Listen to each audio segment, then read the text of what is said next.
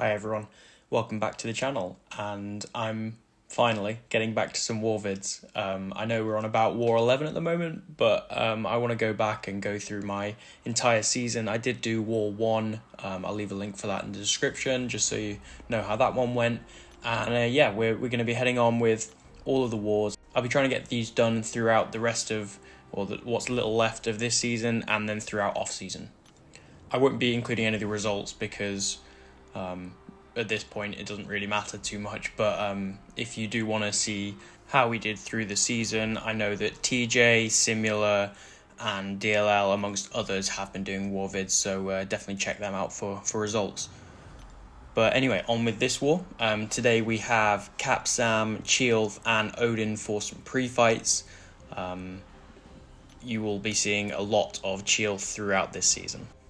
I have brought her literally every war. But as for this one, we're going to be going up Path 6 in Section 1, taking that Scorpion and Kitty, then into Path 1, taking Spot and Rintrah, going to be dropping Odin's on that Magneto for someone else, and finishing off with the Bishop. So first off, this Scorpion. So going to be taking it with Chee'ilth. This is punching down a little bit, because I'm using a rank 3 against a non-ascended 6-star, and it's only a path fight. But Chee'ilth works very well for this. The one thing you've got to watch out for is Scorpion Sense. She actually, with her SIG, counters the node pretty well. Spiked Armor is physical damage, and Chee'ilth regenerates, I think it's around 60% of burst damage at my SIG level, which is SIG 20, so that is very, very nice. So the main thing we're doing with the tactic is just making sure we get these intercepts off. And because of the intercepts, and because Scorpion plays into us a little bit, we actually managed to get 20 hits in before Scorpion Sense triggers. The taunt helps with that, because if he throws a special right away, you can keep up the tempo. If he plays into you, you don't have to worry about it. And, you know, he just kind of melts. We get up to our special 2 and finishing it off. And that would probably have killed an Ascended one anyway. So Chee'ilth is very good for the tactic. She plays very well into intercepting, and yeah, she's just an all-around beast. Moving on to this Kitty. So this person did place with the recoil masteries active, but I honestly don't think it would have mattered either way, and you'll see why shortly. Capsam works perfectly for this node. When he's locked on, he applies a Cowardice, which removes Kitty's prowess. She still can gain them from the node, so you have to watch out for them. But as long as you keep up the tempo, you don't have to really worry about them, and she won't gain too much. So we're going to lock on shortly during this next special. But another thing is Capsam doesn't crit, so he can't give her prowess that way. And when you intercept, you get a Bulwark, and that will, if you parry, reduce the ability accuracy of her prowess there as well. And you saw that by the time we got to the special 2, she was already dead. If she hadn't been placed with recoils, that special 2 would have killed a Kitty with more health. So it really wasn't that big a deal. Capsam manages that perfectly. Moving on to this Spot. So Chee'ilth works incredibly well for Spot. If you get to your special 2, you can apply Tranquilize, which prevents a lot of his debuffs, but it also, for Chee'ilth specifically, prevents miss. And that is very, very helpful. So we're going to be working our way up to the special 2. In the meantime, we're going to be trying to intercept just to play into the tactic a little bit. I can fully dex both of the specials, but I don't really want to risk it unless it has to be risked. So I'm going to be trying for the intercepts. First 2 hits, he gets 2 spots, so that's a little bit annoying. I'm a little bit worried about having to deal with Untouchable, but this next combo, we get him up to a bar of power without giving him any more spots. 1 more and he would have gone Untouchable, but we just block this full special 1, go in, punish him, and then we can hit into him while his spots are on cooldown. We can get him back to this another special 1, but he doesn't throw it, so we don't have the taunt anymore. So I don't really want to bait the special 1 because it's harder to dex, so we go for the special 2, push him to his special 2.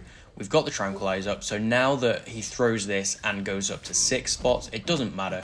We go in, we hit him, he's untouchable, but our Tranquilize is preventing the miss. So all around, very clean fight. A lot of this tactic is knowing when and where to intercept, and then when and where to, or how to save the fight or keep the fight safe if you don't have the taunt up. There, for example, we didn't want to bait the special 1 because it's harder to dex, so I pushed him to special 2 that I know I can dex very easily while I don't have a taunt up. Next fight is this Rintrah. Chee'ilth is an incredible Rintrah counter. She loves knocking the opponent down. She doesn't rely on crits, so Rintrah's crit resistance doesn't matter, and she doesn't rely on energy, bleeds to direct damage, so that resistance doesn't matter either. So we control his charges by knocking down a lot. I'm going to be baiting a lot of heavies, baiting a lot of specials. There I cancel my special into a special. I cancel my heavy, into a special 1. That means we can apply even more bleeds. And yeah, at this point, the fight's over. He's completely and utterly melted. Rintrah is going down very fast, and Chee'ilth is very safe and in control of this fight.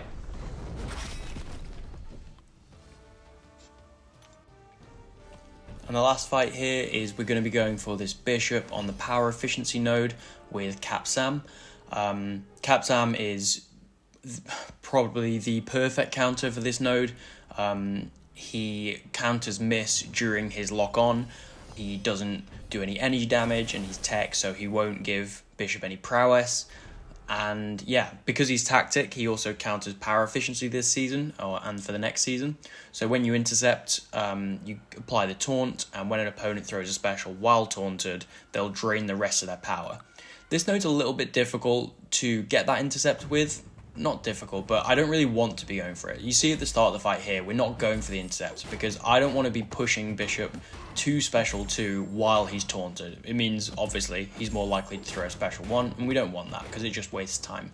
It's not a killer, we can just back off, but yeah, we don't want that. So I'm not going to be intercepting unless it feels right. Here, I am going to intercept because I'm going to go into my special 2, and I know that one more combo afterwards will push him above the next bar of power. So we just reparry here, take him above 2 bars, and now that we have the taunt up, you see he power drains himself and he doesn't have a bar of power remaining afterwards. The one thing you do want to watch out for here is obviously failing a light intercept, but more importantly, Sam's lock on is on cooldown, so I don't want to be hitting in because there's the Falter, and really I just want to kind of wait for it to come back. And here we go for a little combo into Striker, into special 2, and you see those grey icons up at the top right, that just goes to 25 as we throw the special. That applies a power drain.